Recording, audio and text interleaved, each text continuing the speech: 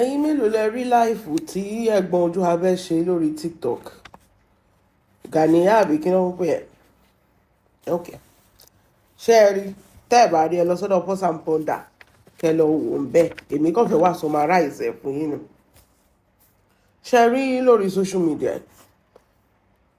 àwọn kan wà tán pẹ́ dé ẹ jẹ́ kọ́kọ́ lò bẹ́yẹn àwọn kan wà tán pẹ́ dé tán mọ bí tọ́rọ̀ ti bẹ̀rẹ̀ tán mọ bí ọ̀rọ̀ ṣe bẹ̀rẹ̀ ṣe rí Lizzy jẹ́ ọ̀kan tó jẹ́ pé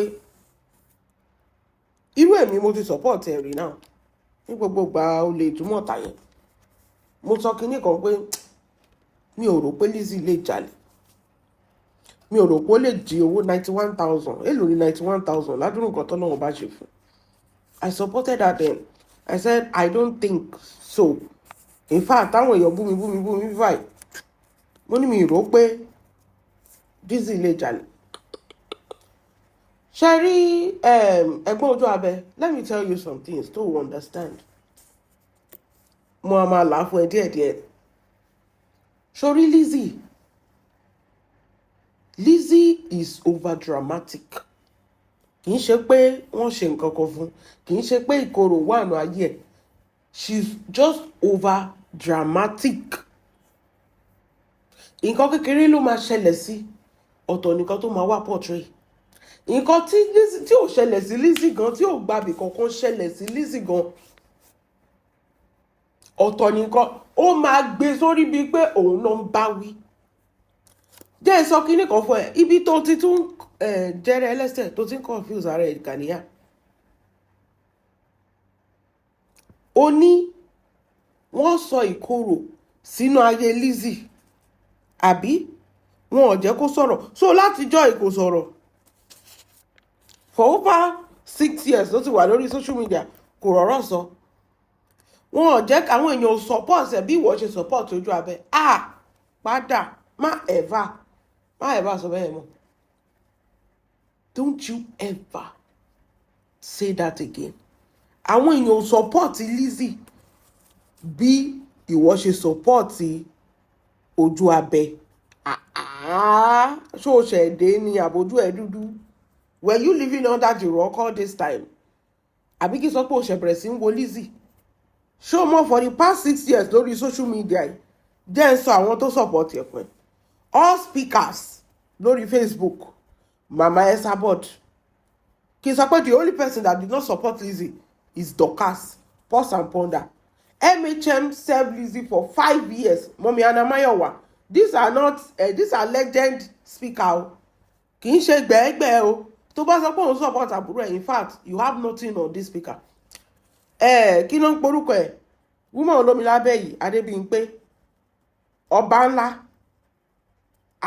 and so on and so forth ká wá lọ sáwọn speaker wẹ́wẹ́wẹ́ tó wọlé tó support ẹ̀ ta ni ò support Lizzy ta ni ò dúró fún Lizzy àwọn tí ẹ̀ gan kí ló ń porúkọ ẹ̀ kí ló ń porúkọ eléyìí Z-Dog Aliu anko the list goes on and on and on like that àwọn tí mi tẹ́lẹ̀ rántí ló pọ̀ jù àwọn míì gan ti support ẹ̀ tó ti kúrò lórí Facebook àwọn míì ti support ẹ̀ tó ń ṣe speaker mọ́ lọ́jọ́ tèmi ìgbà tí Lizzy dé ó dàbẹ̀ ni pé tọmọdé ò bá tàn ó yẹ kó bá rọ̀ bá wọ́n rí i pé wọ́n sọ pé àbúrò ẹ̀ support Ìyábọ̀ Òjó ìwọ ń support Lizzy nǹkan tó bá wù ẹ́ ni kò support but tó bá fẹ́ support please fi ọpọlọ support don't come here and come and be gaslighting bí pé wọ́n ṣe nǹkan kan fún Lizzy the same thing sórí jẹ́ sọ fún ẹ the same ojú bí wọ́n ṣe ń wò yìí ó kàn fi ọpọlọ tó ni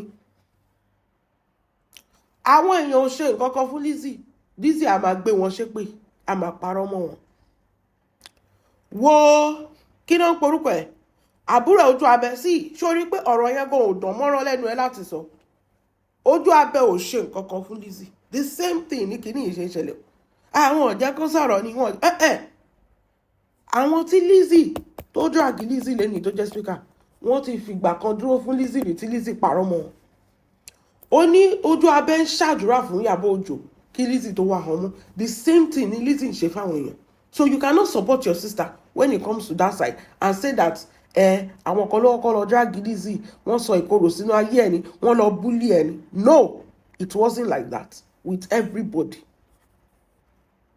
It wasn't like that. Níbi tí MHM ti support Lizzy dé wọ́n ṣá MHM wà lọ́sibítù Lizzy dẹ̀ tán ṣó ó dẹ̀ bẹ̀rẹ̀ sí ṣe ṣó ó ní kò sí nǹkan tó máa ṣe. Níbi tí you don't know anything. That is one thing tí mo máa jẹ́ kó understand. O mọ nǹkan kan o kàn fẹ́ tó ẹnu sí ni.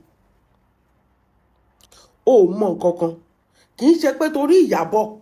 In fact, Ìyábọ̀'s case happened later and later and later. Tẹ́ ẹ̀ bá like Ìyábọ̀ mo rí pé mo tún náà wà bẹ́ẹ̀ tó ń gba wájú tó ń gbẹ̀yìn. Tẹ́ ẹ̀ bá like Ìyábọ̀ ẹ̀yin lẹ mọ̀. But you are not going to the genesis of what happened. Òun yọ níbi òun yọ níbi ibi tó bá ti favour ẹ̀ ló máa yọ ibi tí ò bá ti favour ẹ̀ wá yọ kúrò. You are not going. Ìyábọ̀ is not the genesis of what happened on social media. Lizzy is so dramatic and turn everything around and say Ìyábọ̀ ló fa gbogbo ẹ̀. That is not where this matter is coming from. In case you did not see this video, let them bí mo tún ṣe ń crop video Lizzy kiri tó crop ẹ̀dọ̀dọ̀ ẹ̀ jẹ́ kó crop bíbá ìdọ́dọ̀ ẹ̀ náà. Ìyábọ̀ kọ́ ló fa ogun sínú ayé Lizzy. Ọ̀rọ̀ Ìyábọ̀ kankan ló jẹ́ kí Lizzy wá sórí social media. Ọ̀rọ̀ Ìyábọ̀ ṣẹlẹ̀ years and years after. Nígbà tí Lizzy ti kọ́kọ́ wá dá wàhálà lẹ̀ lórí social media ni. Ọ̀rọ̀ Ìyábọ̀ gan ò tiẹ̀ ṣẹlẹ̀. Ó kàn mú Ìyábọ̀ sọ́wọ́ ni. Ó ń wá èèyàn tó ń máa guilt trip. Ó ń wá èèyàn tó ń máa fi ṣe ẹni. That is why I call her dramatic. Ìyábọ̀ has nothing to do with everything that is happening. She has literally nothing to do with everything that is happening. Bó ṣe sọ pé ojú abẹ́ gbàdúrà fún Ìyábọ̀ tí Lizzy hàn mú bẹ́ẹ̀ ni nǹkan tó ń ṣẹlẹ̀ gangan nìyẹn. This is who Lizzy is. Kí ló ń porúkọ ẹ̀? Àṣàbí Àṣàkẹ́ jàre Àṣàkẹ́ ò sọ anything torí pé Àṣàkẹ́ jẹ́ ọ̀rẹ́ Ìyábọ̀. Torí ẹni Àṣàkẹ́ ò bú Lizzy rí o. Just like bí ojú abẹ́ ò ṣe bú Lizzy rí. Wo bó ṣe ń jẹ́ Àṣàkẹ́. Ọmọ Ọ̀nàọlá. Lizzy is over dramatic. That is what is going on. And if you are not careful, páńpẹ́ tó dẹ sílẹ̀ ìwọ ló máa wọ̀ tó sọ pé nǹkan téèyàn bá ní ló lè fi jà. Jẹ́ ẹ sọ kíní kan fún ẹ. Are you alright? Ó ní àárín ìwọ àtìyẹ́ ẹ̀ ò dán mọ́rán. Ó rà dúró èpè tó ń gbé yẹ ẹsẹ̀. Tó o dẹ̀ mọ́nú ẹ pé ojú abẹ́ kọ́ ló kọ́kọ́ wà fún. Ibi tí Lizzy ti jẹ̀bi ni. The same way bó ṣe ń jẹ̀bi lọ́wọ́ àwọn èèyàn tó kù nìyẹn because àwọn náà kọ́ ló kọ́kọ́ wá fún wọn. Ó ń parọ́ mọ́ gbogbo wọn ni. She lie. She even lie on Bọ́lá Tinubu tó gbọ́kọ̀ ẹ̀. Ó ń parọ́ mọ́ gbogbo wọn ni.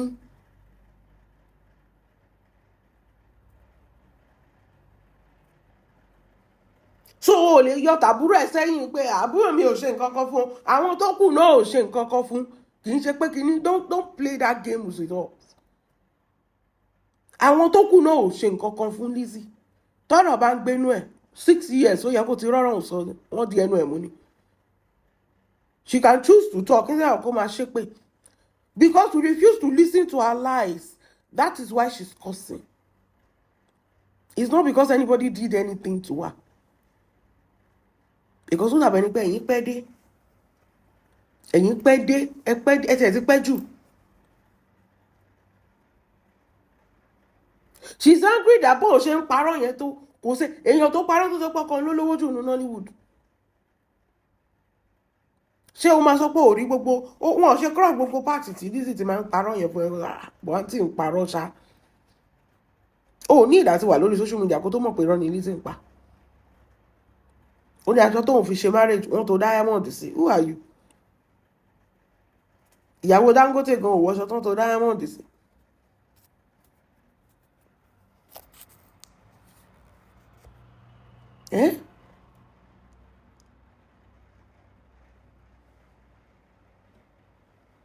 Ó wá yọ tàbúrò ẹ̀ sẹ́yìn. Ó tí ò bá ṣe pé ó wá fàbúrò ẹ̀ ní tilẹ̀ tán náà àbúrò ẹ̀ ò ṣe nǹkan kan. Àwọn tí Lizzy wá fún náà wọn ò ṣe nǹkan kan.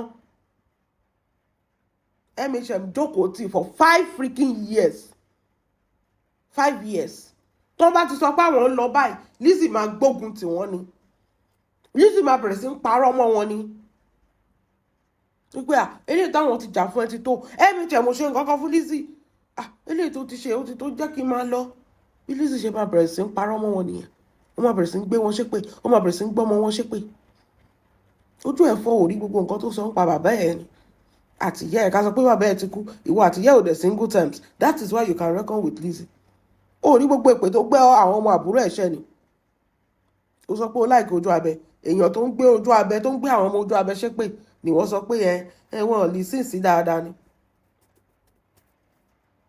ó rí bó ṣe ṣe sáré jà ni kí láre jà ń ṣe fún ó rí bó ṣe ń ṣe sáwọn colleagues ẹ̀ ni wọn ò gbọ́ ni torí ẹ̀ ló ṣe ń ṣépè fún wọn wọn ò gbọ́ ni tó bá ní ọ̀rọ̀ tó fẹ́ sọ kó dẹ̀ sọ for over 6 years tó ti ń ṣorí burúkú lórí social media kó sọ náà ọ̀rọ̀ wo ló wà lẹ́nu ọmọ aṣẹ́gìtà kó sọ náà ìwọ náà mo tún oríṣiríṣi ìwọ náà mo tún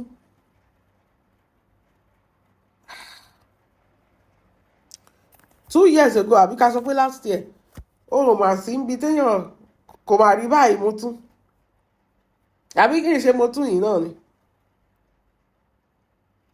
kò mà rí báyìí 2 years ago last year kò mà rí báyìí ìwọ náà gbogbo yín náà wá kóra yín jọ àánú Lizzy ṣe mí because nǹkan tó fẹ́ kẹ́ máa ṣe nìyẹn it's called guilt tripping she always love to paint herself as the victim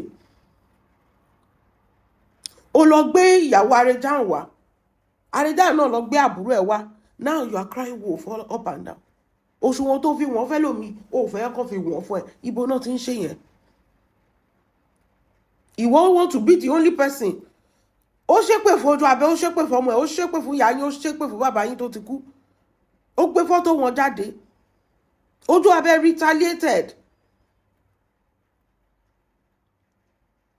ó wọ́n sọ pé tó bá lẹ́gbọ̀n tó dúró fún ìwọ kọ́ ló dúró fún ojú abẹ stood our ground against Lizzy that is why Lizzy ran away ó kàn fi ìwọ ó fi ẹ́ kọ́ bọ́dì ni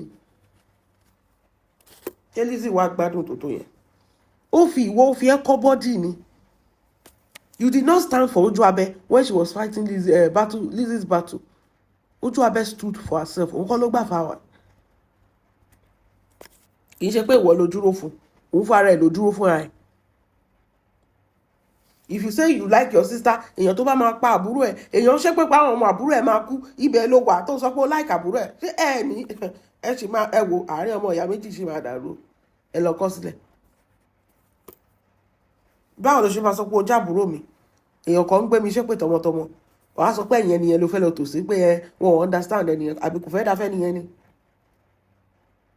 ọ̀rọ̀ tí Ojuabe sọ àdúrà tó gbà fún Ìyábọ̀ Òjó báwo ló ṣe kan Lizzy tó o bá mú gbogbo nǹkan mú ibẹ̀ yẹn that is how Lizzy has been doing to people tó bá béèrè lọ́wọ́ Lizzy lẹ́ni pé kí ni Ìyábọ̀ ṣe fún kò sí o ṣé o mọ̀ pé kò sí gbogbo eléyìí tó ń wí yẹn irọ́ àtàmọ̀ Ìyábọ̀ kan ló gbé Fọlá lọ sọ́dọ̀ Gistlover ni kó tó fi gbá àwọn dọ̀kásì rí wọn dáwó fún it has nothing to do with Ìyábọ̀ at all ṣé o mọ reason tó fi mú Ìyábọ̀ tó ló dàbẹ́ ni pé ẹ pẹ́ dé torí pé gbà táwọn màmá àwọn Esabod sọ pé àwọn ò ṣe mọ́ pé àwọn ti support eléyìí tó ṣe ó ti tó wọ́n ṣẹ̀ tún ti settle ìjà òun àti Tóyìn ìgbà yẹn tó tún sì bẹ̀rẹ̀ orí burúkú yìí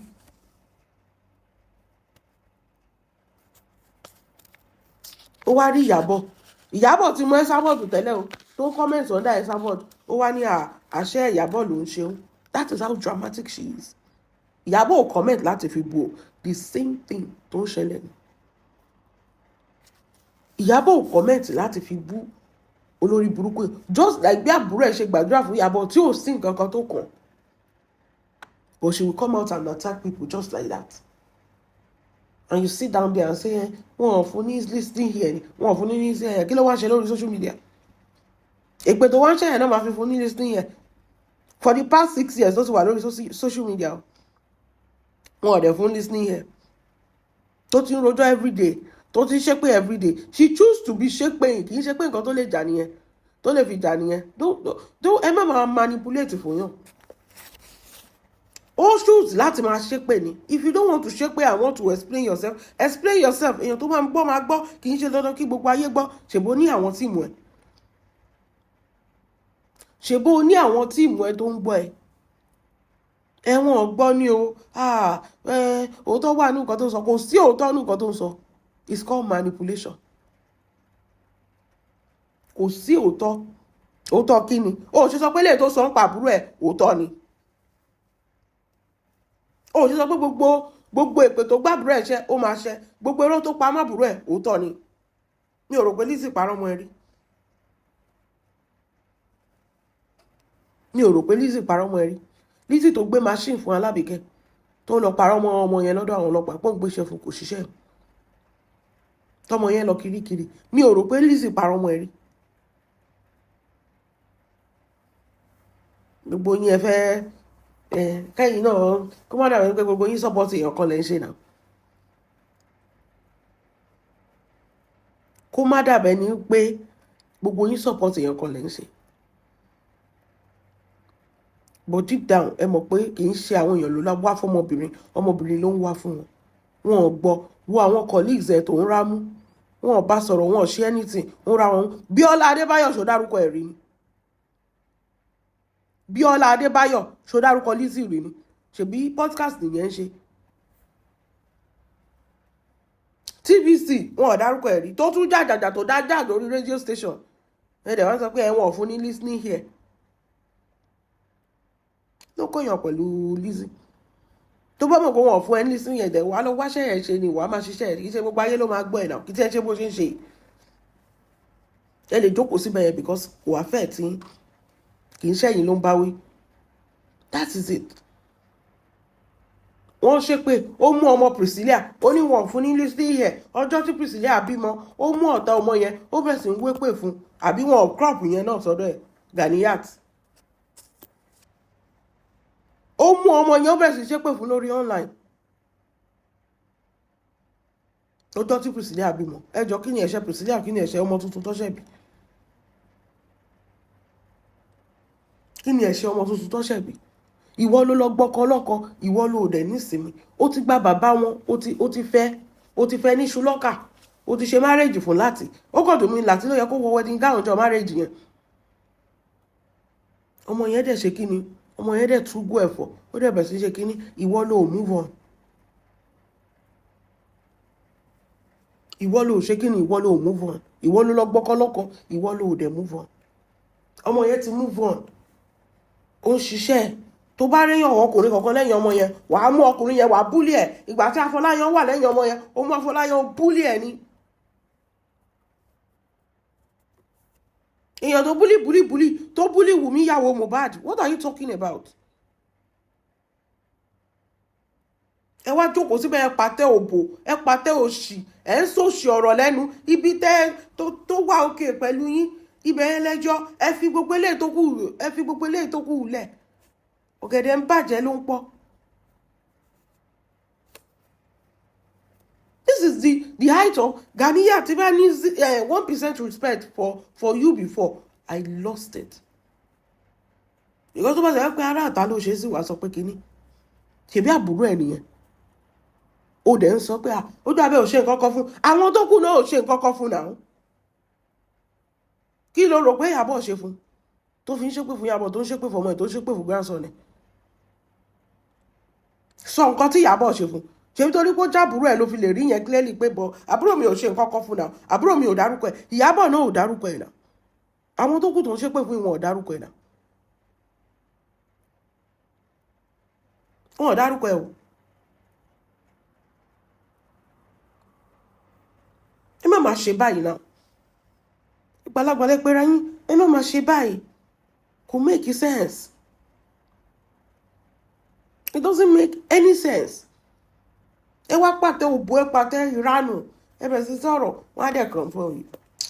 Ẹ tí ì rí nǹkan kan, kẹ́ ẹ gbèjà ẹ̀ jù bẹ́ẹ̀ lọ. Ó sì máa come for you. Á lóun rán yín iṣẹ́. Àbí kí n ṣe Lizzy tá mọ̀ kó tó ṣe kíní. Ó máa come for you people. Torí ẹ̀yin náà kọjá ìyára yín, sọ pé yín ni. If you even have a feeling for her, let it be inside you.